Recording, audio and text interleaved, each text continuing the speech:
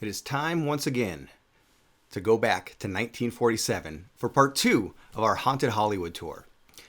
Yes, the first video I did was over a year ago, and it's taken this long for me to finally unlock the Hollywood portion of the great video game LA Noire. If there's one thing I've learned, I don't play enough video games. I need to make some more quality time with video games because I've been wanting to do this video for so long, but you start out in downtown LA and then you have to unlock Hollywood, and I just haven't played it very much. And I do have to mention 1947 Los Angeles. Any time to go back to. If you're interested in intrigue and Hollywood history and crime history, not only was the Black Dahlia Elizabeth Short found in 1947, but that was also the year that Bugsy Siegal was assassinated in Brentwood. Really a pretty wild time in LA, to say the least. Plus, you had Mickey Cohen out there with his enforcer, Johnny Stompanato, and just so much going on in this boom town, which is definitely what it was in 1947. Something I wanted to mention, but kind of forgot last time. In the earlier part of this game, you are on the hunt for somebody that is killing women in these very intense, grotesque ways, and they are calling him the Werewolf Killer, which is exactly what the police was initially calling the Black Dahlia Killer. How about a scoop for the Examiner, Galloway? You could use some good press. Another tramp, another message. Is the werewolf back in business, boys? Do you have a mother? And eventually the nickname, the Black Dahlia, which came from the press, that's what took hold and what eventually people ended up calling that death. But it was initially called the Werewolf Killer. And Rockstar Games, which puts this out, and a lot of other great video games, they did a great job with not only their research, but then also, of course, their loyal recreation of 1947 Los Angeles. Downtown LA looked amazing. I just barely unlocked Hollywood, so I haven't seen anything yet. We'll be seeing a lot of this together at the same time. So without further ado, let's just jump into the game and continue this tour. And by the way, in case anybody doesn't remember, I do operate American Ghost Walks Los Angeles. This is a tour I've been giving since 2012 or so. And it's still ongoing. We have some amazing tour guides leading this tour through downtown LA, through West Hollywood, through downtown Hollywood.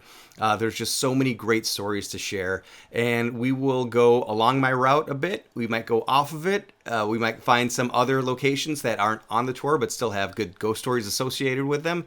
But we're going to discover together what there is to see. The great thing about Los Angeles is it is certainly an older town than people give it credit for. Everybody always thinks it's such a new, shiny town, like it was founded in the 80s, but actually so much of the construction was in the 1920s. Most of the places on the tour will exist in the game, but it'll be fun to see which ones aren't, because certainly the Hollywood and Highland Center, that is recent construction. I wonder, is the old Hollywood Hotel still on that corner? Which has a Rudolph Valentino story. We'll get into it and we'll find out together. Okay, so just to remind where we started, this is downtown Los Angeles. And also, I'd like to show again just how much of the city that they recreated for 1947 Los Angeles. So yeah, here we are downtown. And as you see where these little cameras are, those are different landmarks. So I'm curious, because I haven't been through Hollywood yet within the game, what the landmarks are going to be. I want to make some guesses before we get started. Speaking of get started, this is where LA started, Pueblo de Los Angeles. That's where our tour company used to begin the tour each time, but now we start at the Formosa Cafe. And then, yes, as we come all the way up, Hollywood is way up here, and we'll be starting around here as well. And the one thing that's a bummer, I'll say, you see how the fog of war hides all of this over here. That is stuff that I don't think is part of the game at all. And this game, even though it came out over 10 years ago, I know there's a lot of people still hoping that there will be a part 2, and I'm one of those people. And if they do, I hope they finish the map. They go to the west side. They do Venice, Malibu. We can get into, I mean, I guess we'd have to go back in time further, but Thelma Todd's case, which is something that I always want to bring up. But there's so much more. Culver City area, a lot of interesting history back there as well. But yeah, I wanted to make some predictions about what will be considered landmarks that we will stumble across. It has to be, I mean, first and foremost, I was going to say first and foremost, the Capitol Records building, which that should be one. The Hollywood sign should be one, but we clearly can't get all the way up to it. So I wonder if there's some vantage point where you would be considered observing it. The Pantages Theater, maybe. I mean, it deserves to be. It's got a lot of history. Warner Pacific Theater, of course, is something that really deserves a lot of attention, but I don't think it'll probably be considered a landmark within this game. Roosevelt Hotel, the Grauman, the Chinese Theater, of course, it has to be considered one. And one thing I'm already a little bummed about is that we see Hollywood here, but West Hollywood doesn't really seem to be in play. I was completely wanting to see the Formosa Cafe here, which has mafia links as well back to this time period, so it would make sense. But yeah, we'll see, because it's on Formosa and Santa Monica Boulevard. Yeah, I don't think we're going to be able to go far enough west, but yeah, we shall see. And of course, Sunset. That's part of that's one of the things I wanted to see as well. Is the Chateau Marmont going to be on here? I don't think that we are. Once again, I don't think we're going to be able to go far enough west. But definitely would have thought that the Formosa would be part of this, and also considered a landmark. So this will be interesting. I'm really quite curious about this. Up here is where the Magic Castle is, Orange and Franklin. Are we going to be able to? Can we take Franklin far enough east? Now that's another one. The Soden House, Los Feliz, that would be. I think that's off the map as well. I am really making this video so far a bummer, as I'm talking about all the stuff that I want to see that I'm not going to be able to see.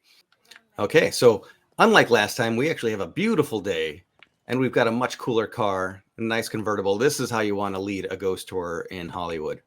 So there we go. And it's great something to notice, and I don't know why I didn't think of this earlier, but yes, the Hollywood sign is not going to say Hollywood. It's going to say Hollywoodland. And we got a nice view of it. Pardon me, sir. That's you can build the company. Okay, here we are. Wow, it's smaller than it looks in person still. The Pantages Theater, the final theater opened by Alexander Pantages, who owned 80-some theaters across North America. This is the final theater that he would ever open here in his life. One of his big rivals was JFK's dad. Now, I know what you're thinking. A conspiracy theory that involves the Kennedys? That doesn't make any sense. But yeah, actually, I do have one that Joseph P. Kennedy had a showgirl come up with some really scandalous story involving Alexander Pantages that allegedly took place in downtown Los Angeles at one of the theaters down there. Tons of bad press followed him. The showgirl ended up recanting her story that she was put up to it. But the damage was done, and Alexander Pantages' career was sadly pretty much over at that point. The Pantages, other than that negative story, is a place I love to talk about because it's such a positive location. The ghost stories associated with the Pantages Theater are people that loved to be here in life and still make their presence known. One such person is Howard Hughes, who ran RKO Studios out of this building. And I do have to say that this also was the home of the Oscars for 10 years. And a pretty interesting thing about it is when the first Academy Award ceremony happened here, all of the nominees were black and white. And 10 years later, by the end of its run, all of those films were in color. So it saw the transition of black and white to color. Howard Hughes does still make his presence known here in connection with his hatred of cigar smoking. There's a fan who must have loved theater in life. There are all of these legends of a woman that died, maybe had a heart attack during the show. I've never been able to verify that, so I don't think that's true. But whatever the case, you don't have to die at a location to haunt it, as we will see. Actually, we'll see just on the road. But there's a person that seems to come back and enjoy attending more and more performances, and her phantom voice has even been heard singing along, sometimes way out of key, to musicals that have come out more recently. So it's not like she's still singing the old songs from back in the day. She's catching new material and increasing her songbook. Also, maybe the most dramatic and again a favorite story is it involves a woman who is a costumer. She was the last member of the crew working. As we take a little look inside, it doesn't look quite like that anymore. It's I would say more extravagant looking lobby area, although the shape of everything looks right. She was the last person working, gathering up her belongings, was about to head from the back of the house up through these front doors, and somehow the lights shut off, and in the darkness she tripped over something, had a moment where she was about to start panicking, but that was very short-lived because soon something grasped her hard by the arm, helped her up to her feet, and walked with her all the way through the theater up to these front doors. The doors open. She waited for the light from Hollywood Boulevard to illuminate her savior, so she could turn and say thank you, only to see that there was no one there. So again, a helpful, a kind spirit that is looking over the location. Now, we should have another iconic location that I thought would have been here in 1947, and that would be the Frolic Room. And I don't see it. The Frolic Room, now people might disagree with me, and if you have stories, I want to know them, but I've read many articles and I've talked to bartenders. So many people say that the Frolic Room is somehow the one place that's not haunted on Hollywood Boulevard, somewhat ironically, especially considering it is such a place with a lot of character. I wonder if they weren't somehow allowed, they didn't get permission. So here we are at the iconic intersection of Hollywood and Vine. And I do want to say that if I gave the entire tour, this video would be way, way, way too long. So I'm not going to hit every stop. At every stop, I'm not going to tell every story, but Hollywood and Vine, of course, it's famous, but mostly it's famous just because this is really where the heart of Hollywood is. Not a ton happened here. It was kind of a shorthand to say, yes, Hollywood and Vine. I love that there's a Nixon banner there because I'm about to talk about Richard Nixon. And that'll be a for governor, not for president banner. But yeah, it was kind of a shorthand that this is, we're downtown Hollywood at the intersection, the famous intersection of Hollywood and Vine. And it is good to note that there is a bus stop there, a bench, I should say there, not a bus stop. That bench is where Lon Chaney, the great horror movie actor, character actor, would sit and wait and find out if he got the phone call to see that he got his role that he was auditioning for. And years later in life, he would go and, as the story goes, recruit actors doing the same exact thing, waiting for a call while sitting on that bench. That was considered a haunted bench for a long time. They even renamed it for him, made kind of a memorial out of it. But sadly, that bench is not there at all anymore. A little piece of LA history that is gone. Now, it's really cool to see that this is what it looks like still on the right-hand side, very open. Oh, there's a little house there. That's not there now, but there's a couple of locations. The Avalon Theater is that, let's see, yeah, that white building there. Let's see if they have the name on it. It looks like they've made this a whole bunch of different storefronts. But that building is the Avalon Theater, the Hollywood Palace Theater. It went through a few different names. And in 1947, I am really sure that this would have been a soundstage, a television soundstage. And again, I'm going to put it on the screen if I'm wrong. This is one of my favorite locations. It's very much not... Why is that guy sitting there? Come on. It's very much overlooked today, but it was one of the original television sound stages that hosted so many different talk shows and game shows and live event type productions. And one of my favorite ghost stories comes out of it, or actually two. There's a favorite ghost story and there's a favorite phenomena, which is that sometimes people there completely alone at night when it's very quiet, suddenly there will be the applause of an entire studio audience clapping along. How much would that startle someone if you were thinking that you were alone and then suddenly you think there's 1,000 people in the room with you clapping? So some sort of a residual haunting seems to happen there. Another favorite, so the favorite story of mine that comes out of this location is that a security guard was on patrol. It did spend a lot of different stretches of time in between owners where it just kind of sat. But there was still a security guard to make sure that there were no squatters going in, making a home there, or people going in to party. And on one occasion, a security guard with his German Shepherd dog were making their rounds, and they were in a big theater, the big theater room itself, and they saw a man standing on the stage in a tuxedo. And not only did the guy see it, but his dog saw it too. The dog went running, and the specter, the ghost, well, the guy in the tuxedo, we're not going to call him a ghost yet, he acknowledged as well. He saw the dog and turned tail and fled off into the wings. Security guard thought, okay, well, the dog is chasing someone. I'm going to come around. I'll go through the kitchen to kind of go through the back entranceway. And I'm going to set a little bit of a trap because I need to be two places at once. I'm going to set up a serving tray on top of a glass of wine.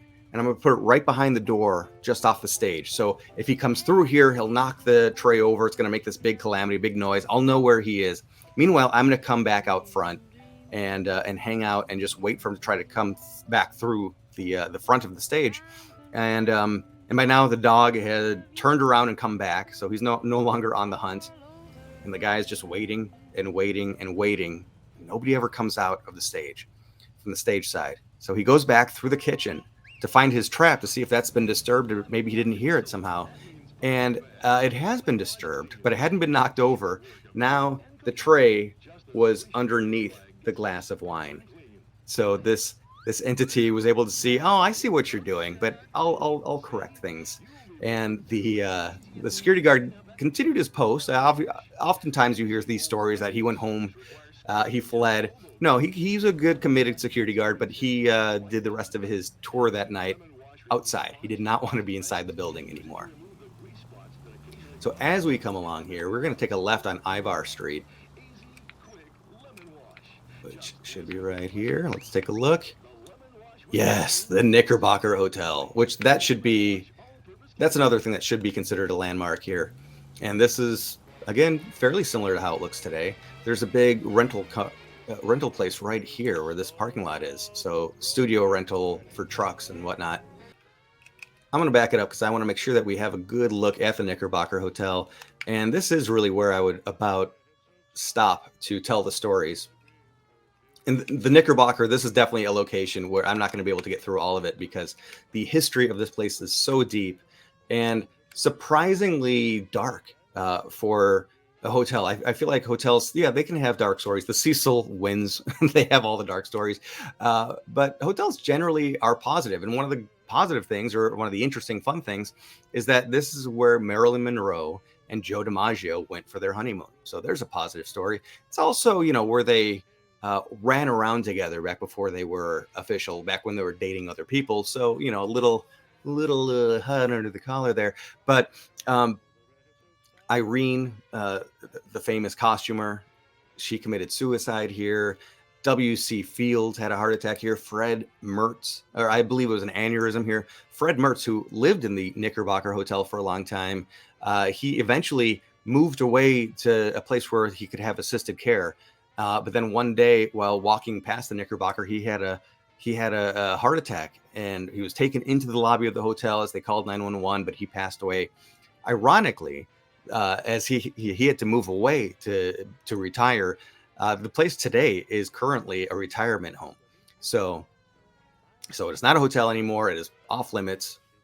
It is off limits to the general public, except for one location, which last time I looked, this place was closed, but we'll keep an eye on it because there used to be, just a few years ago, pre-pandemic, the Russian restaurant, which became my favorite restaurant in Los Angeles. The food was exceptionally good, and I don't even know what I ordered half the time because it was an authentic Russian restaurant, but they had such good food.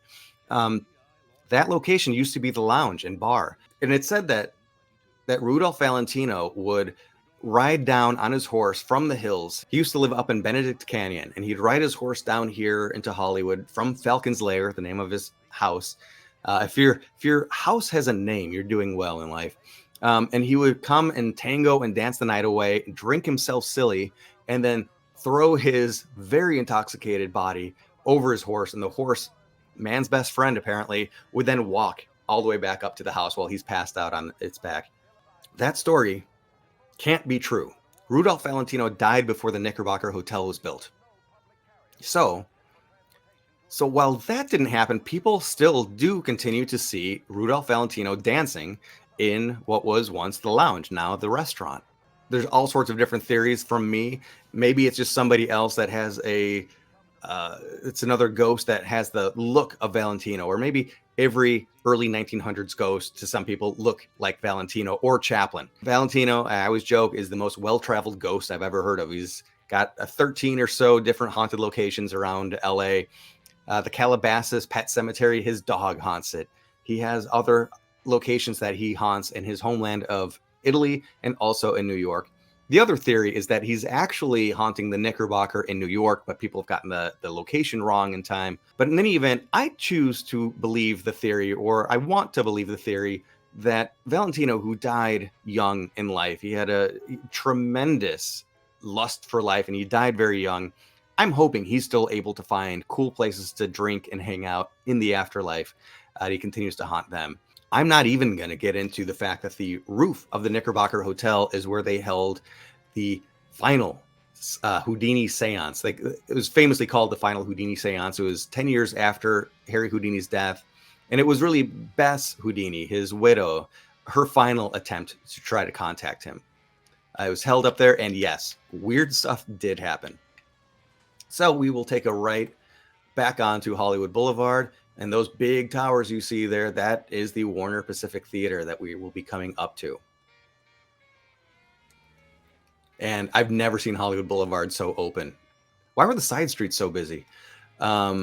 But yes, here's the Warner Pacific Theater and its glory. And oh, it's beautiful that Nightmare Alley is playing, which of course, Guillermo del Toro recently brushed off and redid.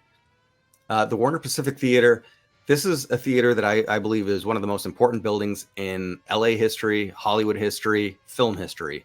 This building was built by the Warner Brothers, specifically for, oh, look at the Warner Brothers logo there. They got permission to do that. Built specifically for the premiere of The Jazz Singer, which was the first talking picture, the first film with synchronized sound, which was a huge gamble at the time. People thought, if somebody wants to hear an actor talk, they're going to go to the theater. We don't want to see film actors talk. We just want to go on that journey of sitting and watching action. So it was a huge gamble that, will it pay off? They are also, of course, are investing in the technology that would be able to synchronize sound to film. Was it going to be worth it? The Warner family, they were successful theater owners in general. But this was such a huge gamble and a huge leap. Unfortunately, eventually they realized that the film was going to be ready to premiere before the theater was finished with its construction. So they made the plan that, okay, we're going to premiere it in New York. Sam will stay behind. Sam Warner will stay behind and continue to work on the theater, oversee the construction until the day before. And then he'll fly out and hang out in New York and celebrate the introduction of talking pictures. When the moment came, zero Warner Brothers were in attendance because Sam suffered an aneurysm, died in the hospital, but his ghost is still seen frantically walking around this building in the lobby. He'll appear in front of multiple people, rush off to the elevator, hit the elevator button. Elevator comes down, he steps in, and the elevator goes up to where he kept his office. It seems very much like a residual haunting because he's still in that frantic moment of trying to go around, make sure that everything is ready and ready to go. However, usually residual hauntings don't affect the physical world around them. So that's a little bit different. It's very curious, very odd. This building, sadly, was significantly damaged in the 1994 Northridge earthquake, and it's been boarded up ever since then. The lobby area was used a little bit on Sunday for church services, but even that church does not go there anymore. Lately, this whole area is boarded up. We have seen bits of construction going on inside, work lights. We hope that something is happening in there. But in the meantime, people have been going and taking pictures through the cracks in the boards and sometimes getting images of people. So we shall see. Is the place still haunted? We have no idea. There is a plaque on the inside that is dedicated to Sam Warner. I've never seen it. The place has been boarded up and off limits. I've never been able to see that plaque. I would love to see it. Hopefully it's still there. And I don't know why we are in traffic right now.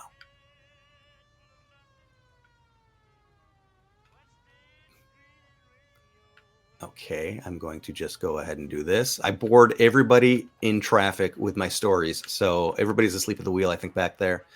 It is going to be interesting. Oh, this building is here.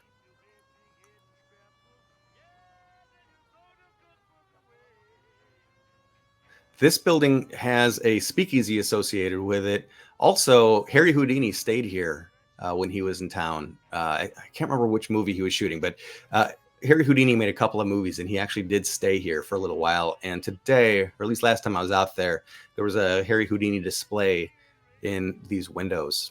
Oh, great. So that to the left across the street, Newberry Company. There we go. The Newberry building there. Today is Hollywood Toy and Costume. It is an amazing Hollywood Halloween type store. full of all sorts of costumes and gags and all this.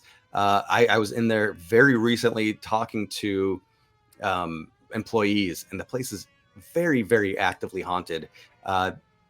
They were telling stories about just the day or the day before that there were, stories of objects moving around. One occasion, there was a child that was seen running through the building, again, just super recently. And one employee was asking another, hey, we don't allow unaccompanied kids to be wandering around in here, and we're not even open yet. Why'd you let them in? So, well, I haven't unlocked the door yet. So yeah, there's stuff going on here. This was in a recent, I think in 2022, maybe early 2023, Ghost Adventures episode where they talk about a fire that happened there. I believe that there were fatalities, casualties in that fire. And I'm seeing another one of my favorite restaurants coming up on the right side. That's an iconic sign that we see. Look around a little bit more. But yeah, Musso and Frank Grill, one of the best. And we see the Vogue Theater right beyond that too. These are both stops on the tour. Musso and Frank Grill, oldest restaurant in Los Angeles. And are we going over? I feel like, are we on Cherokee here? Okay, so Musso and Frank Grill, 1919 is when it opened. Oh my gosh, even back in 1947, did they really have... Oh, you discovered the landmark. There we go. So let's check it out. Musso and Frank Grill opened in 1919. Frequented by Hollywood stars, it's better known as the haunt of Hollywood screenwriters. Raymond Chandler spent time at the bar, as did his hero Philip Marlowe in the 1939 novel Big Sleep. Yeah, outstanding location. Lots and lots and lots of history. And I wonder if it really said oldest restaurant in Hollywood, even back in 1947. In any event, this street was once called Prospect Avenue. And Charlie Chaplin and Douglas Fairbanks would race their horses down Prospect Avenue to Musso and Frank, and the loser had to buy lunch. The history here, it just goes on and on and on and on. And actually, that window to the far left, that is the window that Charlie Chaplin and Douglas Fairbanks would sit at. The table just beyond that. And you would wonder, like, oh gosh, the biggest movie stars of the time, they really wanted to sit up front. And really, when the door opened, it would kind of cut off that booth and people walk in. And it still is that way today. So people were walking past the biggest movie stars of the time, not knowing it. And today, people in that booth will sometimes take a group picture, and Charlie Chaplin will be standing outside on the sidewalk looking in through the window.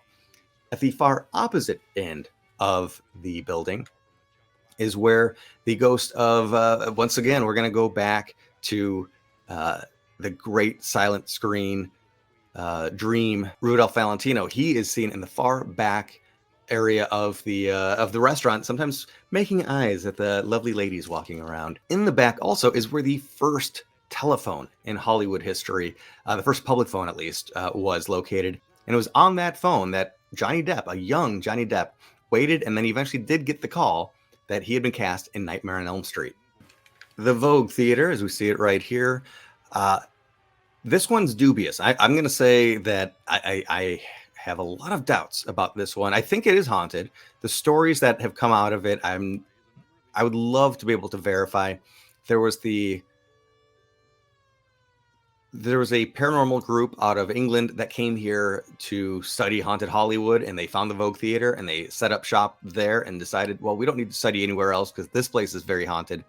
And according to them, and they were very much led by psychics, and that's not to say that they're wrong, but I would want a bit more information.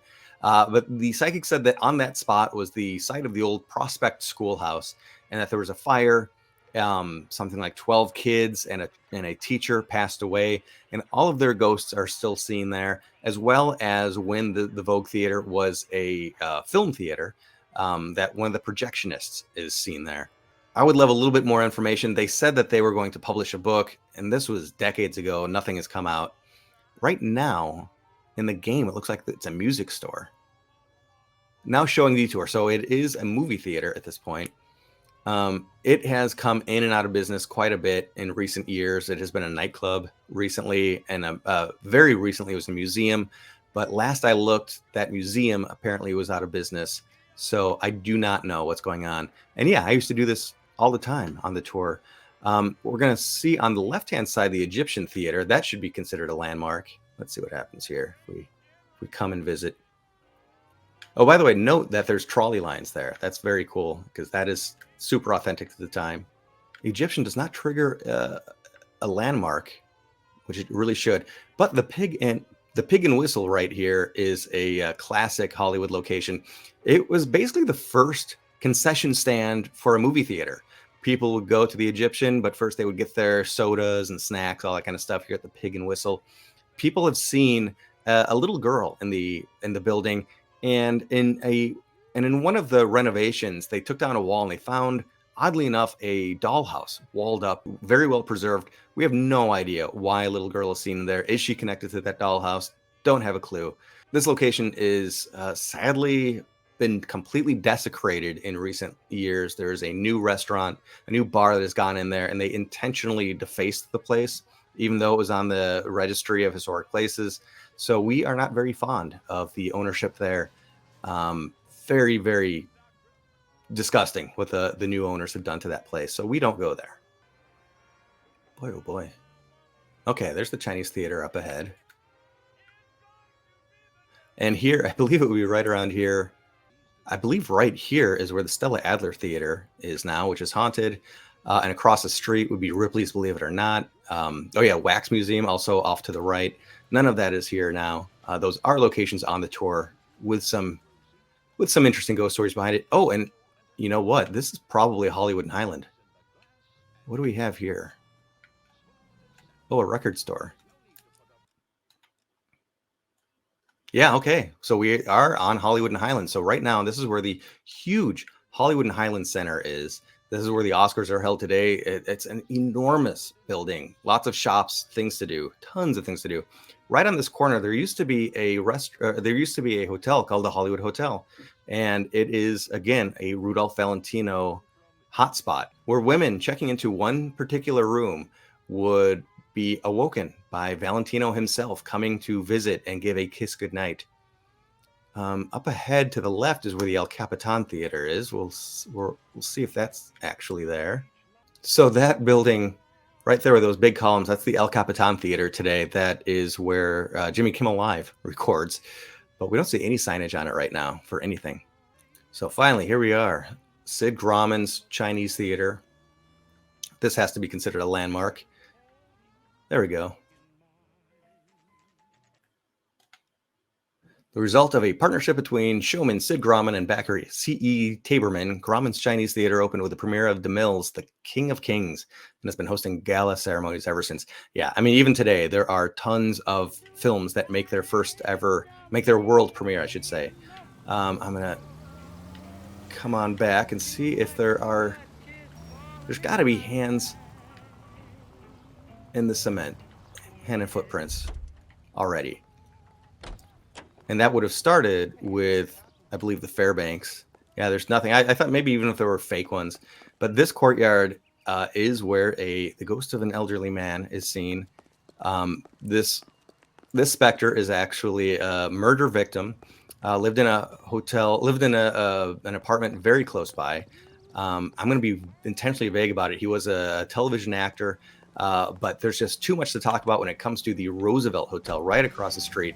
I think the most haunted place in all of Los Angeles, actually probably Linda Vista Hospital was the most haunted place in Los Angeles, but most haunted place in Hollywood is easily the Roosevelt Hotel. There are ghost stories literally from the rooftop through the lobby, through the building itself, and into the pool in the back of the Tropicana. I might have to see if there is a pool that we can check out. That would be really cool. But yes, Babe Ruth used to come here in the off season, and he would put up a batting cage on the roof, and that's where he would take his swings, and people still hear the crack of the bat. There are all sorts of stories throughout the building, but I will just jump ahead to the pool in the back. That is where Marilyn Monroe did her first ever photo shoot as a blonde. It was for a suntan lotion print ad.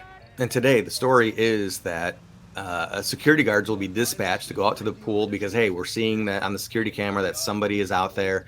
We're closed. It's too late. Kick him out of there. Security guard goes down, gets on his walkie-talkie and says, no, I don't know. Whoever it was, I guess they left before I got here because there's nobody here now. Meanwhile, back at the security room on infrared video, the guy can walk, the security guard walkies back. No, they're still there. They're standing right next to you. And I actually did have an employee of the Roosevelt on a tour at one point. He said, yeah, that story is legit. It happens. It's not uncommon for it to happen. And also, it's not one person. People will see multiple people down there, but only on infrared night vision security cameras, not in person. So as we head up, this is Orange that we are going to take a quick look at. To the left here, oh yeah, I don't see any stars on the Walk of Fame there. To the left here is where Harry Houdini's star is in real life. And that's because right at the end of this street is where the Magic Castle is. Now let's see if it's there. I don't think it would be considered the Magic Castle, but the house itself, I believe, would be here. And we are let down on this one. So that, we usually wouldn't go to the Magic Castle on the tour. Oh, I did have a magician on the tour that talked about a great moment where there was a reading going on. And again, oh my gosh, the traffic. Every lane. I had a magician on the tour once who, there is a show within the Magic Castle that is a table tipping. It's a seance, but it's magic. It's not spiritualism. They're trying to simulate how these types of things were done way back in the day, back in the height of spiritualism. And yeah, Ripley's definitely would have been right there.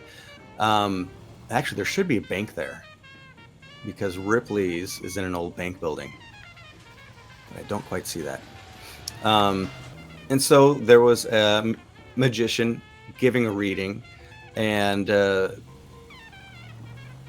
audience was enraptured and they were enjoying themselves. And they said, that was really, really good theater, what you did. To have that little girl standing there whispering in your ear and then you would talk. I don't do that. We don't have a little girl that works as part of the show. So there was apparently, again, according to this magician, and magicians tend to be the most skeptical people I've ever met because they know how the tricks are pulled. They know how to fool people. Literally, it's their job to fool people. They usually don't get into spirituality, spiritualism, I should say, because they see that as a type of fraud. I came down here because I was looking for Boardner's, which has some ghost stories, but I don't see it here. So I think that's another miss, because it absolutely would have been here. Would have been on the side street in 1947, Cherokee Avenue, because this is where the Black Dahlia, Elizabeth Short, that was her local watering hole, was right around this building here. Lots of different paranormal stories have come out of it. Often a woman singing in the bathroom. There's so many lady in the bathroom type of stories. And then right up here across the street, oddly bisected by Hollywood Boulevard, this apartment building here would have been where Elizabeth Short was staying. It was her last Hollywood apartment, was this building right here. So that's there. It's too bad that Boardner's did not make the cut, because that is certainly a classic, legendary Hollywood location. So let's see where else we can get to here as we head on back past the Roosevelt. We'll take a quick look, see if we can access the pool and the Tropicana bar that is still back there. The Roosevelt, I didn't even mention, was built by the big Hollywood power players of the day: Mary Pickford, Douglas Fairbanks, D.W. Griffith, Charlie Chaplin. Discovered landmark. Here we go, the Roosevelt. And I feel like we're looking at it from behind, and we're definitely not seeing a pool area. Let's take a look at the write-up also. Hollywood Roosevelt, built in 1927 at a cost of $2.5 million. Its Blossom Room hosted the first ever Academy Awards ceremony in May 19, 1929, where Wings, a silent film about fighter pilots in World War I, won the first award for Best Picture. There are legends about that. The Blossom Room itself has a a constant cold spot, almost like someone is giving their longest ever acceptance speech, that they are still there. The band hasn't played them off yet. And it goes on to make me wonder, might there be something of a vortex there? And I'm always skeptical, timid to use words like vortex or portal, doorway, anything like that, because people overuse that. But might there be something there? Okay, it's a T intersection, so I'll go down here. Get out of the way, pedestrians. So now there's a Carl's Jr. on the right-hand side, and ahead is a shoe store, a massive shoe store.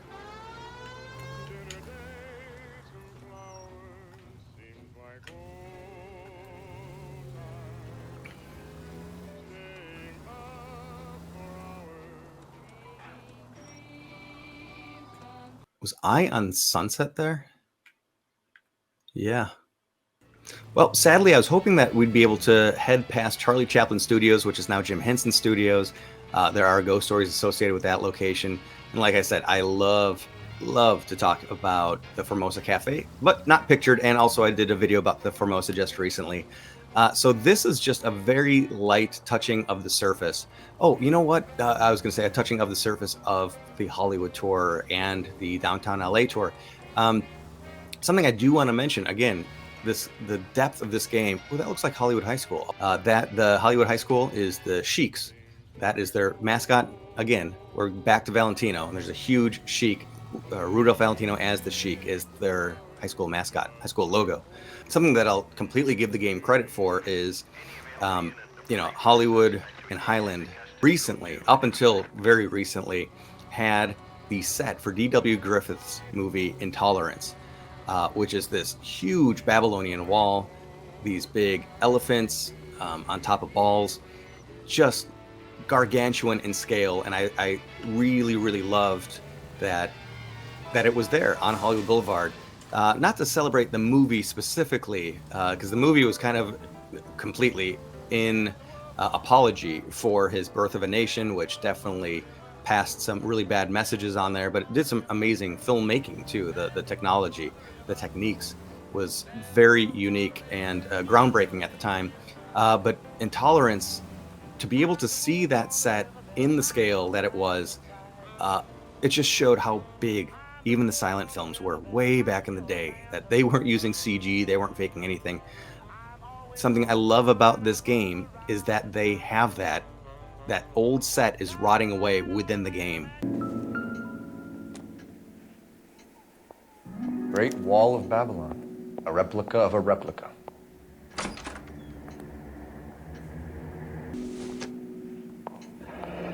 Looks like the old movie set downtown.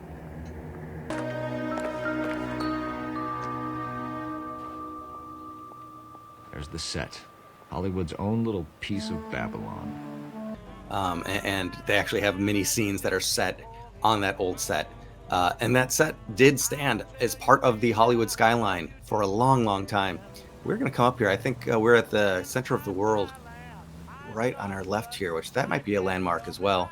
Landmark discovered. I don't have the crossroads of the world. I don't have a ghost story about this location, but let's learn about it together. It is definitely an iconic, legendary place. Ella Crawford, widow of murdered underworld boss Charlie Crawford, funded the construction of this lavish outdoor shopping mall in 1936, designed to look like an ocean liner in the 30-foot tower topped with a revolving world globe. Yeah, that is still there. The globe is still spinning. And you see it very clearly in LA Confidential as well. But anyway, thank you for coming along for another quick little drive through downtown Los Angeles, actually in this case, downtown Hollywood. There are so many great stories in this old town. Also, I didn't mention that I stumbled across the La Brea Tar Pits. I don't think it's in the right place exactly, but the construction of the statues is exactly the way it looks today. I don't know if they had those back in 1947. The horrific scene of the mammoth drowning in the tar. One more fender bender for the road. All right, thank you all for watching. If there's anything else you want me to do, anything anywhere else in LA you want me to check out, within the world of this game, LA Noire, set in 1947, just let me know. I'm very happy to revisit this idea and do a bit more here. Thanks for watching. Have a great October season, Halloween season. And as always, I just want to know, what's your ghost story?